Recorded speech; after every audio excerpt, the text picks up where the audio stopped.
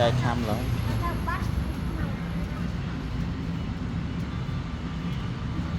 Nó là lạnh chai này. Lạnh chặt luôn.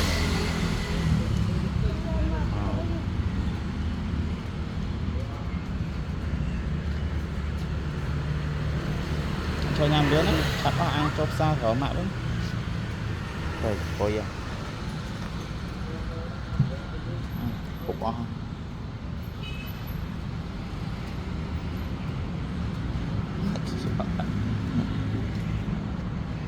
Mày ơi, cho chuyên mơ.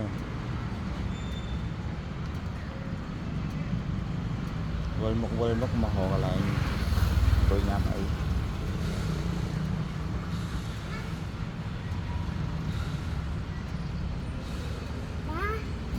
Đá này.